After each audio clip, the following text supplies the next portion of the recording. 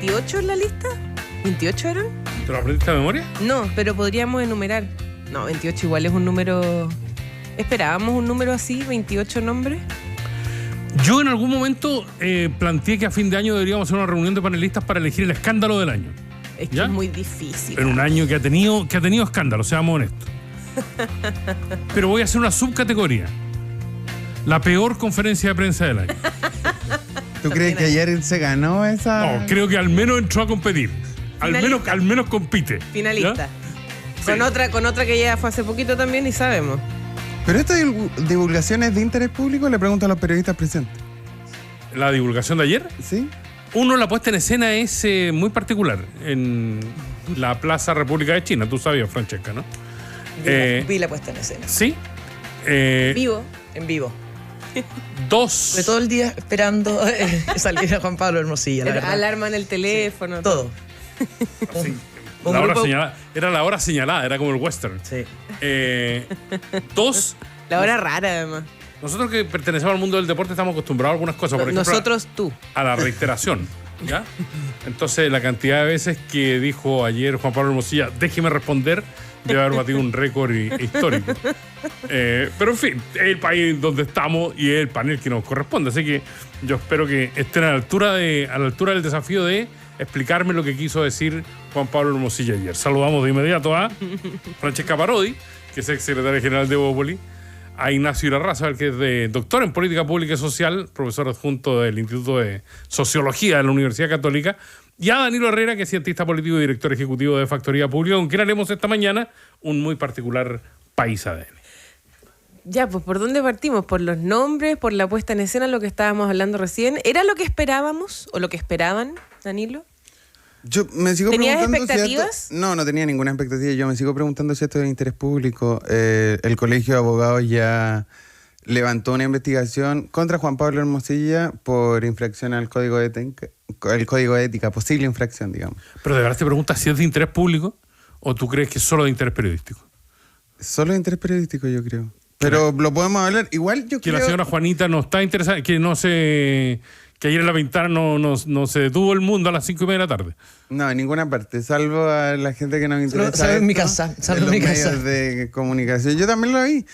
Pero esta estrategia, igual yo creo que es más o menos obvia, que es esta lógica de como emparejar la cancha, como justificar que todos lo hacían, y como todos lo hacían, avanzar hacia un gran acuerdo nacional que haga un par de reformas, que incluya un perdonazo al hermano, a Hermosilla, digamos. Pero si no es eso, yo no entiendo esta estrategia jurídica.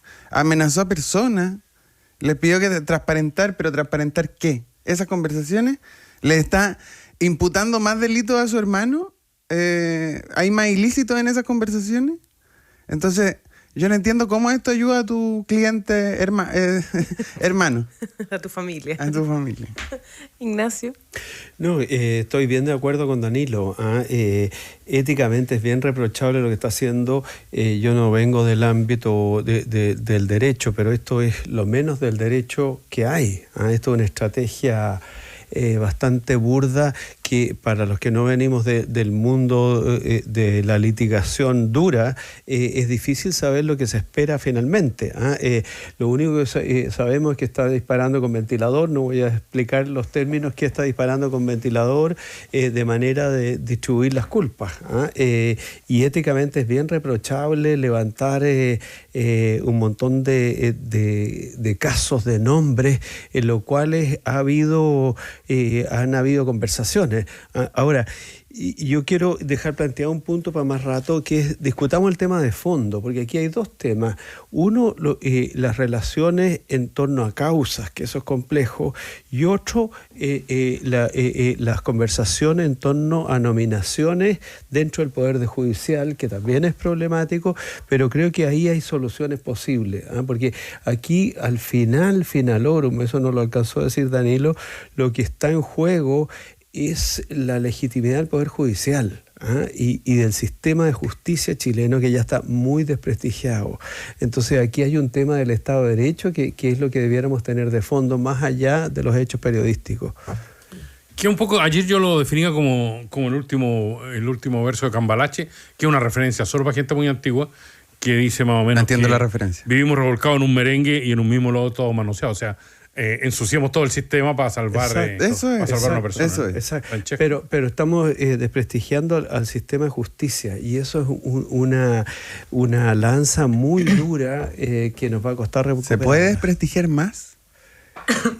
Se puede construir, pero escuchemos a Francesca. No, a ver, yo creo que es una involución, porque recuerdo cuando recién parte el caso de Luis Hermosilla, cualquier persona como que había conversado con Luis Hermosilla era como sospechoso, ¿se acuerdan? Como, conversó con tal persona, como si eso fuera un pecado per se.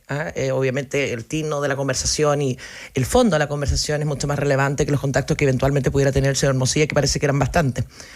Pero más allá de eso, claro, ayer cuando empieza a hacer como un poquito la lista de supermercado, todas las personas del Poder Judicial con que había tenido eventuales conversaciones el abogado Hermosilla, de alguna manera creo que esta involución que hubo, porque en algún momento se hablaba simplemente por el hecho de haber hablado con el señor Hermosilla ya era un pecado per se, y después salió mucha gente poniendo un poco la pelota al suelo, diciendo, a ver, una cosa es que tú converses con alguien, otra cosa bien diferente es que tú a través de esa conversación estés cometiendo un eventual ilícito. Así que yo creo que sobre expectación, sobre algo que finalmente no se dijo nada, desde el punto de vista hubo conversaciones, él mismo fue reiterativo en decir no necesariamente es un ilícito, entonces ¿para qué me lo cuentas?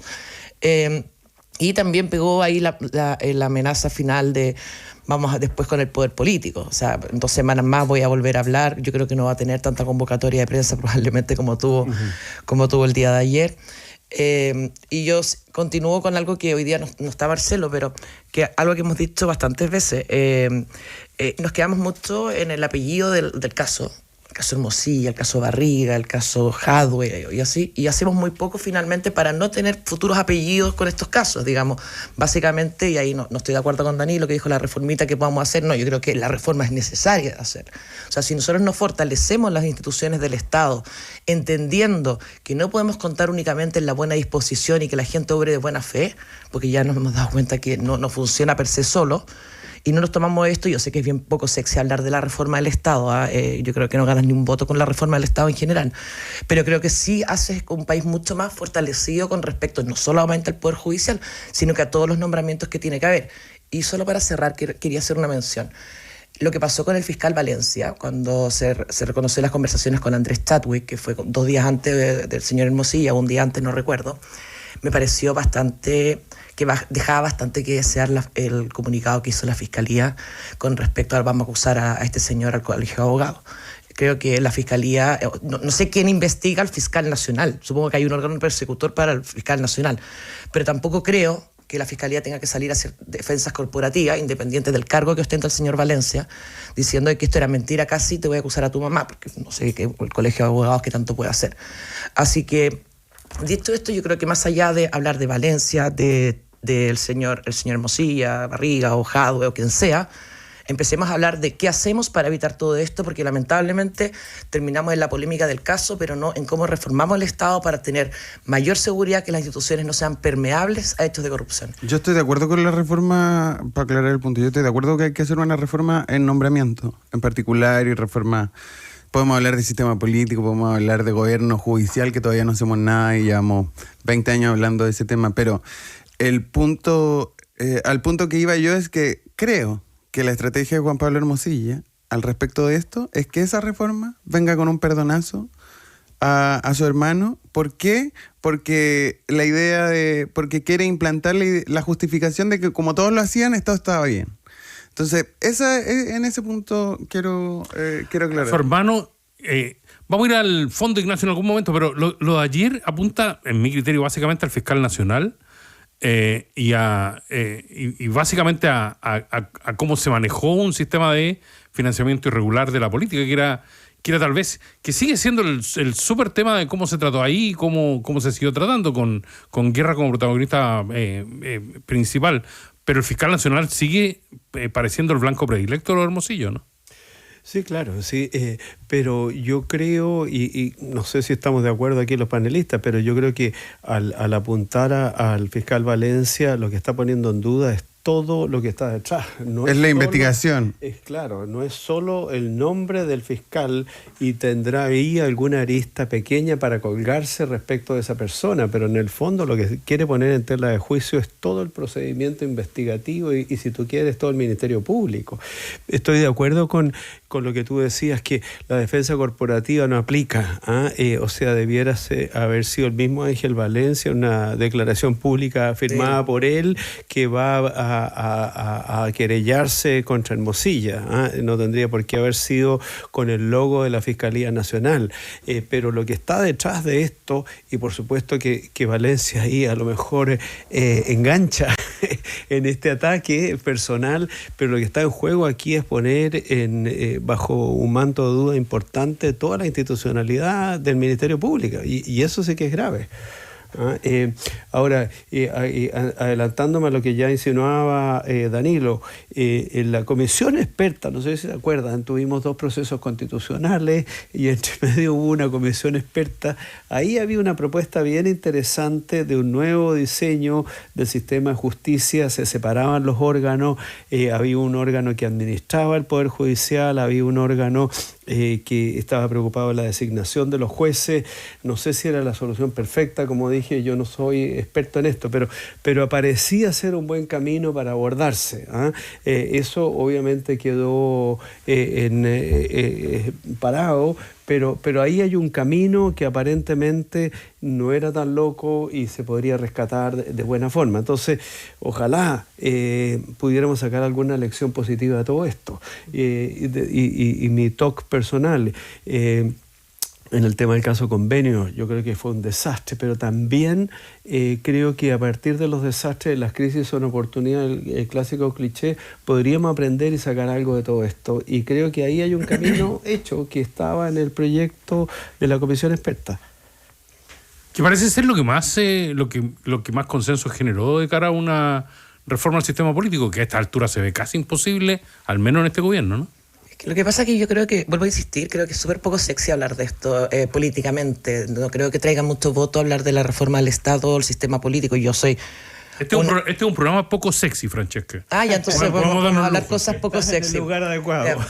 A ver, yo creo que es súper necesario la reforma al sistema político de todas maneras, y eso que aún así mi partido sale absolutamente perjudicado con la medida del 5%, y yo estoy de acuerdo que eso se impulse, y mi partido también. Si tenemos que desaparecer, bueno, desapareceremos, pero efectivamente la excesiva fragmentación para un tema tan grande como es una reforma del Estado, creo que es más una complejidad que finalmente algo que ayude, porque cada uno se va a querer llevar la pelota para la casa, si lo conocemos. Pero lo que mencionaban anteriormente, de las crisis siempre deberíamos aprender algo, pero yo creo que de las crisis en Chile no aprendemos nada. Porque efectivamente cuando nosotros en general hemos visto, de todas, dices tú. Pero es que te pongo un ejemplo. El terremoto que tuvimos el año 2010. Yo soy del sector de Biobío. Vamos a poner en todas las partes, vamos a poner unos parlantes que avisan los tsunamis. Esos parlantes están, pero no funcionan. Y llevan 14 años puestos los parlantes ahí.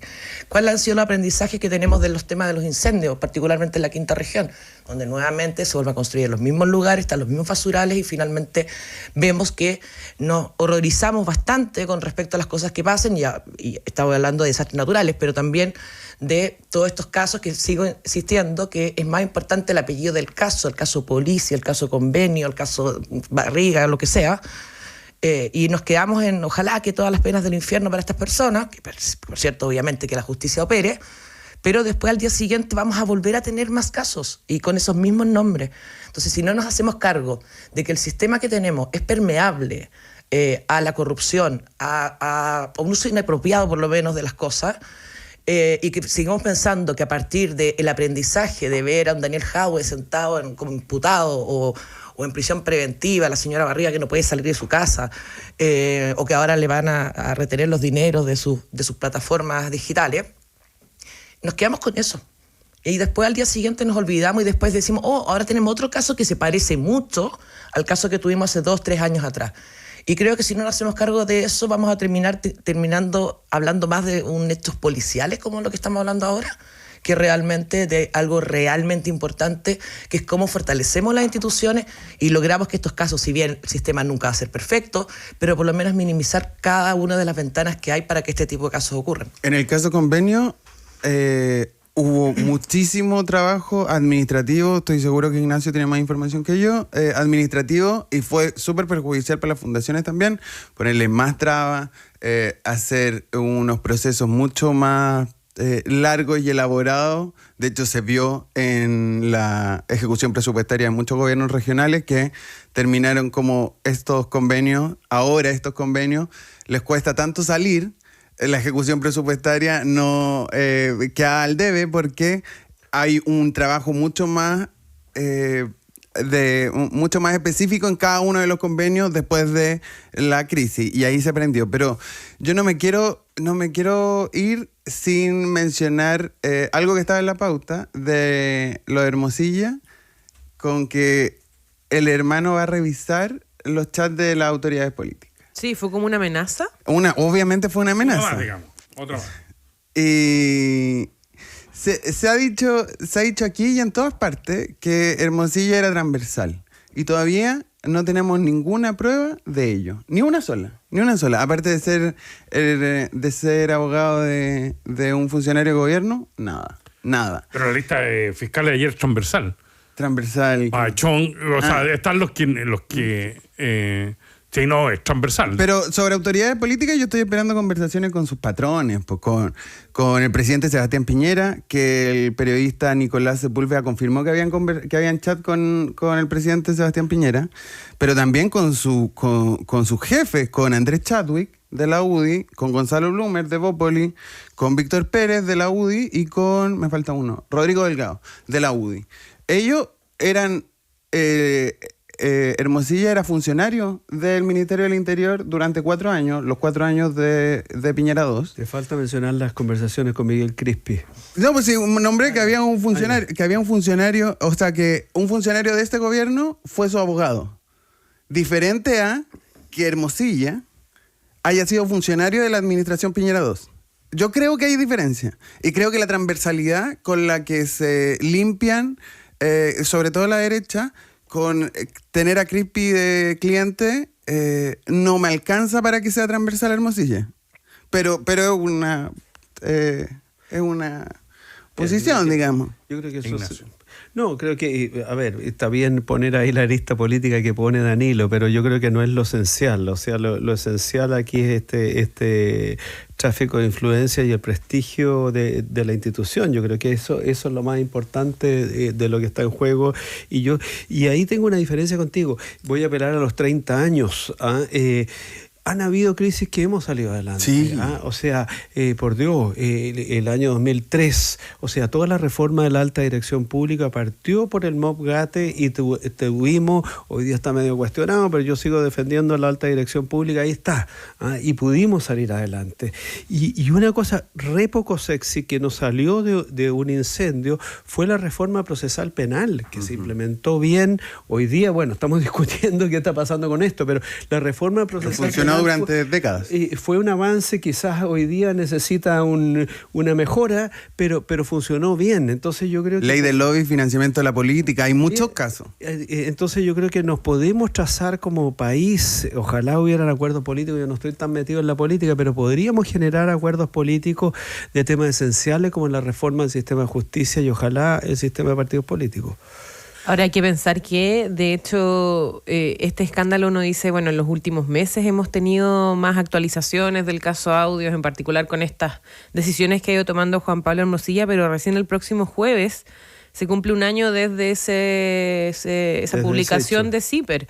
Efectivamente, o sea, hace un año ya casi que estamos hablando de estas filtraciones, de estos problemas claramente de probidad y de corrupción que se dejan en evidencia en un audio que en su minuto, recordemos, fue escandaloso, pero que esto como que sigue creciendo. ¿Esperamos más? Es lo que nos preguntamos siempre con el caso Audio. ¿Qué se viene? ¿Qué podríamos esperar? ¿Puede ser peor de lo que ya conocemos, como por ejemplo con esta lista?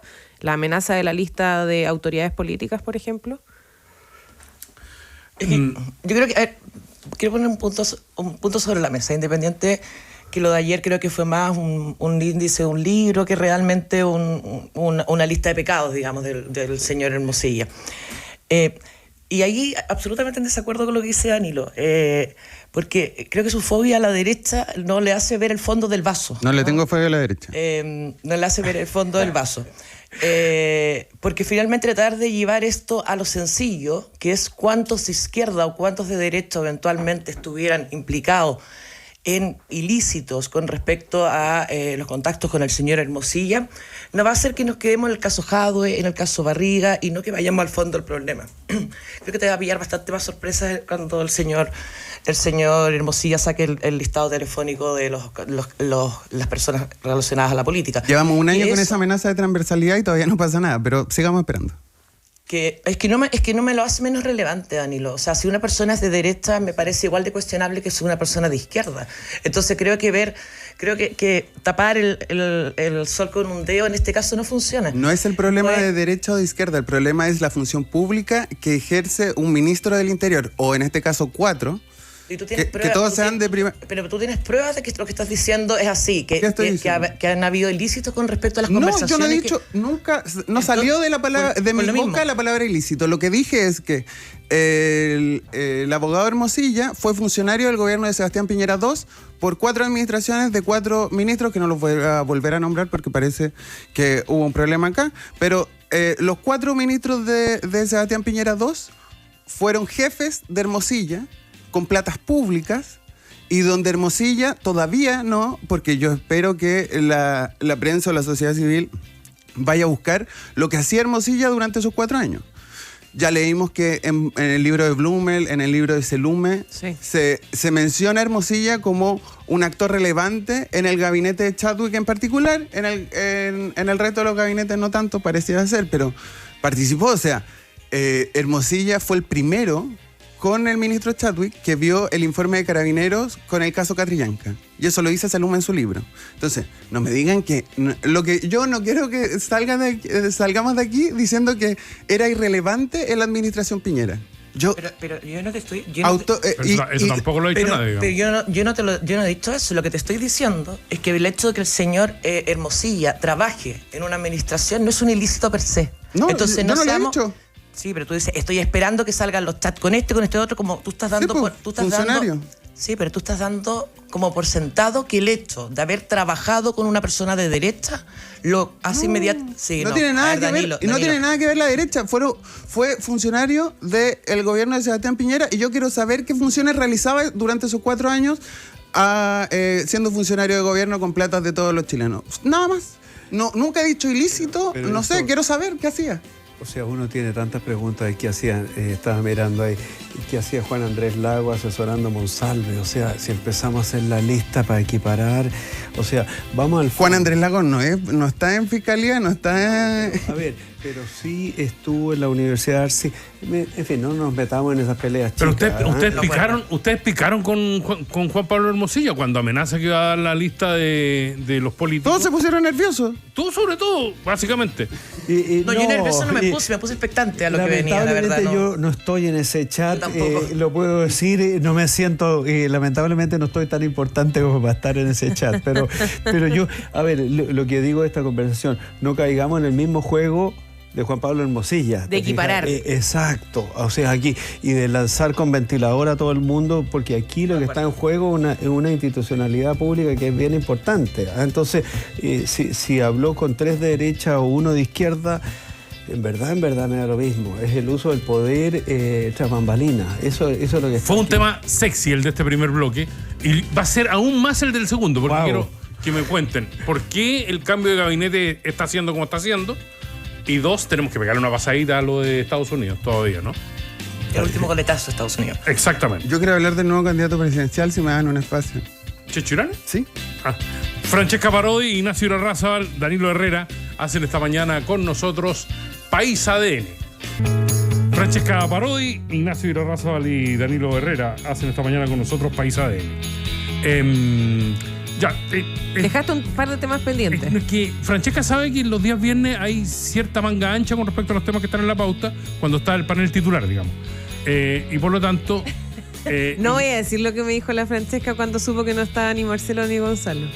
Es que No, era por Marcelo nomás. Era por Marcelo. Solo por Marcelo. Sí, era la solo vez por anterior, tú no estuviste y estaban ellos dos. Pero, en fin, Danilo e Ignacio, antes de ir, durante la pausa me dicen, no está en pauta, pero queremos referirnos a Dorothy Pérez como nueva Contralora. ¿Qué es lo que te inquieta, Ignacio, a ese respecto? No, yo creo que hizo un movimiento bien interesante en esa resolución que se publicó ayer, me parece, la Contraloría, esto de la confianza legítima, que es que cuando una persona está contratada en el Estado por 2 años, se había establecido la doctrina de Bermúdez, que esa persona debía ser renovada prácticamente automática y pasaba casi a condición de planta. Entonces, hay una carrera funcionaria que es importante que no sea el botín de guerra de cada gobierno que entra y sale, pero la contrata y particularmente los honorarios le da flexibilidad al Estado. Entonces, si el Estado se pone un desafío de inteligencia artificial, si el Estado se pone un desafío de control fitosanitario, tiene que ser capaz de contratar funcionarios que van a estar a lo mejor por 1 o 2 años, pero eso no crea un precedente para mantenerlos de por vida. Entonces la doctrina Bermúdez había establecido de alguna forma de que los funcionarios que pasaban más de 2 años pasaban a ser funcionarios permanentes del Estado. Entonces lo que hace Dorothy Pérez, la Contralora, es decir que eso va a los tribunales de justicia y está el precedente de la Corte Suprema que es por 5 años. Entonces la confianza legítima por lo menos tiene que traspasar de un gobierno para otro. Entonces yo creo que es un buen precedente para la gestión pública por la vía administrativa. Esto igual no soluciona el problema de fondo, que existe en la función pública y tampoco es función de la Contraloría solucionarlo, digamos.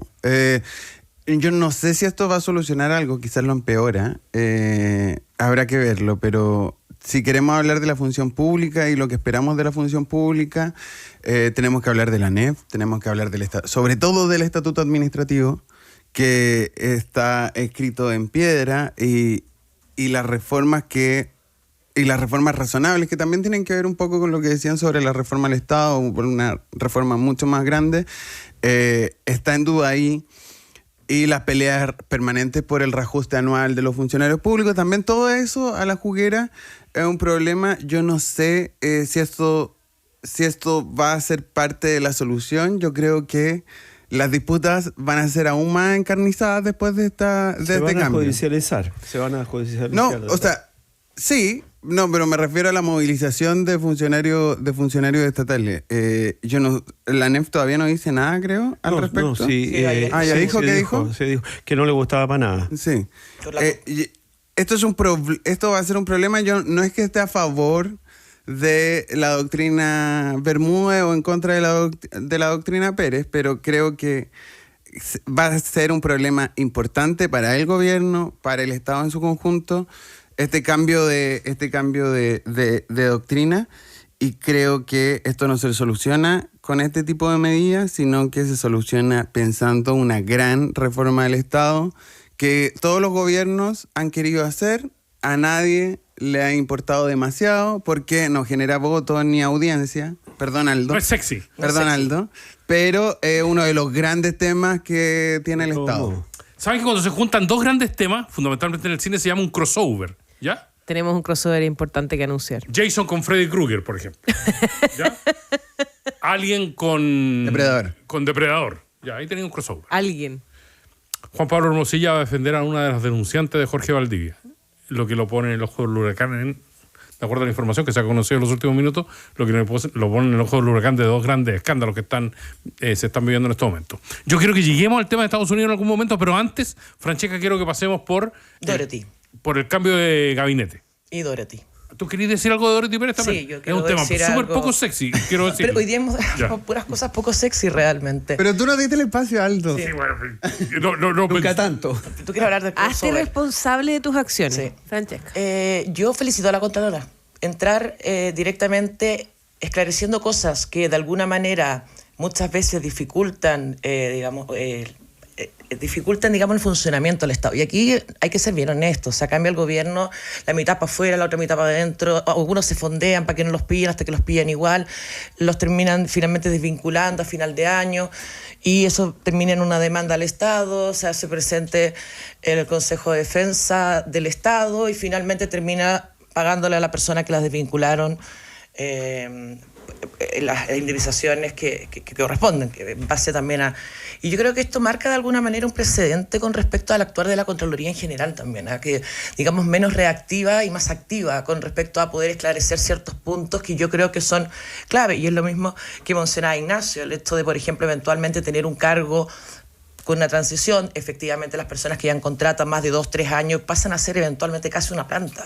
Y eso efectivamente, las plantas son bastante poco dentro del Estado. Otra cosa es lo que rige para los honorarios, que efectivamente se entiende que son trabajos puntuales. Así que yo felicito la entrada de la Contralora y espero que eso sea también un poquito el mecanismo que finalmente tiene que tener de control en el Estado. Una línea al respecto para ya no más hablar de Dorothy Pérez, es que también hay que poner un énfasis en la precarización laboral que existe en el Estado.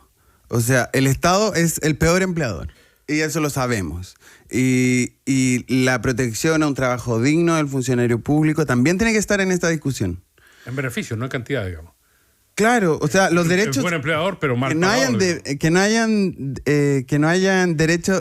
prácticamente un funcionario honorario que lleva 5 años en el Estado elaborando una función pública, prácticamente no tenga derechos laborales, eso es un problema y siempre hemos mirado para el techo al respecto. No, pero yo creo que se ha hablado bastante el hecho de ir rebajando la cantidad de honorarios y también fortaleciendo a la gente que contrata.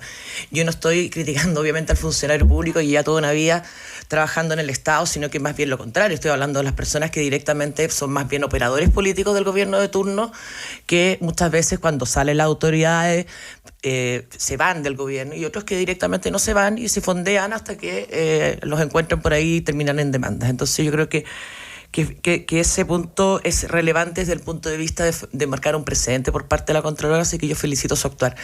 Independiente que estoy consciente que esto tiene que ser más allá, obviamente, el hecho puntual, sino que también hablando de todos estos temas poco sexy que hemos hablado hoy día de una reforma un poco más profunda. Y el otro tema que me dijiste, lo olvidé. No. Cambio de gabinete. Cambio de gabinete. Ignacio, explícame el cambio de gabinete. ¿Cuál cambio de gabinete? No puedo explicarlo. A ver, yo creo que el presidente está... el PPD y el Partido Socialista está mostrando su molestia con el cambio del cambio de subsecretarios, ¿no es cierto? Porque las cuotas de poder no quedaron bien distribuidas de acuerdo a los resultados electorales. Entonces ahí hay un problema. La pseudo solución generó un problema, ¿no es cierto? Porque aparentemente se rompieron los equilibrios políticos y eso es lo que reclama el socialismo democrático, que finalmente es un aliado bien importante para el gobierno. Y la otra hipótesis que yo tengo, sin estar tan metido en la política, probablemente como los otros dos panelistas que son más importantes. Tú estás muy metido en la política, Ignacio. Te conocemos. Es que yo creo que el reemplazo no es fácil. Y aquí quiero decir algo, yo sin ser afín, pero yo creo que Carolina Toá es una persona súper importante y no es tan fácil reemplazarla. No es tan fácil reemplazarla. A lo mejor todo lo que ha pasado en las últimas semanas ha caído su reputación en términos de las encuestas de academia y la encuesta de opinión, pero en el fondo es una persona que no es fácil de reemplazar. Ella es una mujer de trayectoria, con visión política y yo creo que no es tan fácil llegar y poner a cualquier persona en ese cargo. Como especialista electoral, Danilo sí que sabe Okay. ¿No se suponía que el cambio de gabinete estaba básicamente centrado, radicado en quienes iban a ser candidatos en las próximas elecciones? El 15 de noviembre tienen que renunciar todas las autoridades. Hasta el 15 de noviembre tienen para renunciar todas las autoridades. Alcaldes que ya han renunciado varios, ministros, subsecretarios, delegados presidenciales, todas las autoridades tienen que renunciar. Tienen hasta el 15 de noviembre para renunciar. Pero por eso resulta raro que el presidente golpee la mesa y diga no va a haber cambio, que a todos los ministros trabajando y todo el cuento en la eventualidad de que varios de ellos puedan salir, qué sé yo, la próxima semana, ¿no? Es que a lo mejor no van a haber candidatos que vayan al Congreso. Uno podía suponer que... Es mi pregunta en el fondo. Habían aparecido en prensa nombres como Jara, de Trabajo, Cataldo. Cataldo, Toá, la presidencial, en teoría, No, Vallejo... no tiene inhabilidad. No, la presidencial no tiene inhabilidad, pero lo que suele ocurrir, salvo con Briones en Piñera... No pudo ser parlamentario. Claro, pero renunció para ir a la primaria para ir a la primaria de Chile Vamos. Pero, claro, la presidencial no tiene ese problema. Pero ¿saben quién pienso en Cordero, básicamente? Yo creo que Cordero lo llevan con De algún subsecretario para con levantar... algún tipo de promesa ministerial. Sí, claro. Y está ahí, Pero pues. yo creo que Pero ¿cuántos días quedan para el 15? ¿Una semana? una semana. Una semana. Listo. Próximo viernes. Pero yo creo que cuando dicen que no va a haber cambio de gabinete es porque va a haber cambio de gabinete. ¿Ya? Eso por lo general, y sobre todo este gobierno que digamos que tiende a cambiar de opinión bastante rápido, cosa que muchas veces celebro. Pero yo creo que con respecto al exministro Cordero, ahora subsecretario Cordero, ha sido como matar la imagen de un político bien valorado de un día para otro, ¿no? Porque efectivamente creo que desde que entró la subsecretaría, reemplazando a Manuel Monsalve, ha tenido frases desafortunadas, se le nota incómodo, y la verdad es que el ministro Cordero de Justicia a mí me da mucha tranquilidad desde el punto de vista de cómo abordaba los temas. Entonces creo que se destruyó bastante la imagen de, en este caso, el subsecretario Cordero. Pero insisto, yo creo que sí van a haber cambios. No entiendo muy bien la movida de Carolina Leitao, que creo que era una persona fuerte eventualmente para el Congreso. Sí. La verdad que me sorprendió un poco que entre al gobierno. Ella, digamos, tiene una tremenda votación en Peñalolén. Eso de alguna manera podría ser para el Distrito 11, obviamente que es más complejo porque no es solamente Peñalolén, pero siempre ha dado para una persona, digamos, de la centroizquierda el Distrito 11. Entonces, ahí no lo veo muy claro, pero yo creo que cuando se dice que no hay cambio de gabinete es porque hay cambio de gabinete. Y como decía un expresidente, los cambios de gabinete no se avisan, sino que se hacen. Y aparte es raro también porque si no hay cambio de gabinete y te cambias todos los subsecretarios, ahí le pegas No, fueron una 4 pasada. subsecretarios los cambiados, ¿no? No, sí, está bien, pero Cambios. No, en es que subsecretaría. se anunciaron 5, es que estaba pendiente el de verdad. justicia. Había uno vacante. Hubo 4 Sí, que sí. renunciaron, digamos, que presentaron la renuncia. Pero hay que ver que a una semana, yo no sé, igual en un mes más o en un par de meses más, la ministra Vallejo va a entrar en eso prenatal. En breve. Sí, pero debería eso ¿En no breve? no la habilita para eventualmente correr en las elecciones parlamentarias. Ella tiene que dejar el cargo. No, Independiente- obviamente. O sea, ella tendría que renunciar al ministerio. No le sirve el postnatal. Sí, para obviamente decir no le que- sirve. No, pero Lo va que a yo ser- estoy cuestionando es que si va a ser candidata, a lo mejor Vallejo, ni Jara, ni Cataldo, ni el ministro de Agricultura, que también habían sonado, van a ser candidatos a las parlamentarias. Y por ende, O sea que puede en una semana más podamos ver que no hay cambio de gabinete antes del 15, porque y eso significa Pero que son las ninguno de ellos van a ser candidatos. Son las figuras más fuertes del Partido Comunista, lo que llama la atención, porque Sí, pero los comunistas no anduvieron bien en esta elección y deberían tener candidatos fuertes en la próxima. pero Aldo, yo creo que hay una cosa bien relevante. ¿Tú haces un cambio de gabinete para qué? ¿Haces un cambio de gabinete porque crees que el gobierno tiene que tener otro tipo de conducción, otro tipo de camino? ¿O haces un cambio de gabinete más bien cosmético? Por que estrategia es porque es estrategia electoral más que política en sí mismo. Y O yo porque creo la que- oposición te chantajea de alguna manera. Bueno, de todas maneras, yo creo que también hay una presión grande con respecto al rol que cumple Carolina Toá. Yo estuve en contra de la acusación constitucional de Carolina Toá, mi partido la votó en contra, cosa porque creo que no había mérito. Pero efectivamente están en un problema político con respecto a Carolina Toá hoy en día con todo el tema del caso Monsalve. Entonces, yo creo que ahí también a ver un poco cuáles son las intenciones de este cambio de gabinete. Y con respecto a Janet Jara, yo creo que Janet Jara venía siendo una figura bien prominente dentro del gobierno, por cierto, pero no ha logrado todavía aprobar la reforma de pensiones. Entonces yo creo que hoy en día la salida de Janet Jara eventualmente del gobierno va a ser una ministra que, si bien terminó sacando las 40 horas, no terminó, digamos, el rol que era el más importante de todos, que era la famosa reforma de pensiones, que yo creo que va a avanzar más rápidamente en el mes de enero. Sí, el Senado firmó un acuerdo Por eso con la ministra Jara para que esto se discutiera en diciembre. Obviamente ellos conocían la restricción del 15 de noviembre para los ministros que quisieran ser parlamentarios. Yo no sé si va a haber cambio de gabinete. Veremos qué va a pasar. Lo que sí quiero decir es que los cambios de gabinete en más o menos la quincena de noviembre del año anterior a elecciones han ocurrido en todos los gobiernos sin excepción. Y esta sería, si es que no hay cambio de gabinete, ¿Cuánto antes de la fecha límite? En la fecha límite. es la fecha límite, El mismo día. generalmente. Entonces, siempre, en todos los gobiernos, para atrás, independiente del color político, había un cambio de gabinete, porque hay buenos candidatos en los gabinetes, independiente del color político del gobierno. Entonces, eso va a ocurrir. Ha ocurrido siempre, y quizá ahora es la excepción, según lo que nos dijo el presidente hace un par de días. Aquí solo queda esperar. Ignacio, lo vamos a tener que hacer rápido, lo que no significa que no sea sexy. ¿Qué, en tu criterio, qué explica que Estados Unidos haya elegido nuevamente a Donald Trump? No, yo creo, yo hace rato que llevo pensando en este tema del discurso woke que no escucha a la ciudadanía. Y yo creo eso he leído bastante y creo que por ahí está la base del problema. ¿Te fijas? Trump, que no es de mi agrado, pero habló a las demandas de la ciudadanía, particularmente de la clase media y de los trabajadores, respecto de la economía, de la inflación, de la migración que afecta al empleo, etcétera, etcétera, mientras que Kamala Harris habló un discurso más liberal, como dicen los gringos, de temas más sofisticados que no permeó a la ciudadanía. Y yo ese planteamiento lo adscribo bastante fuerte, y yo tengo una hipótesis ahí y esto pasa fuertemente en las grandes ciudades. Las grandes ciudades son más liberal, mientras que los sectores medios, las comunas, los counties y los estados más rurales o sin tanto población urbana tienen una mirada mucho más de las necesidades. Y si me das tiempo, lo dejo insinuado. Wow. Ya, pero, se lo voy a quitar a tus compañeros. Pero lo que te quiero decir es que aquí hay un tema como súper natural que está súper escrito en la literatura, que son los valores materiales versus los valores postmateriales. O sea, cuando tú te acecha el desempleo, cuando te acecha la inflación, tú apuntas a eso y los valores más sofisticados, los valores postmateriales quedan postergados. ¿Francesca?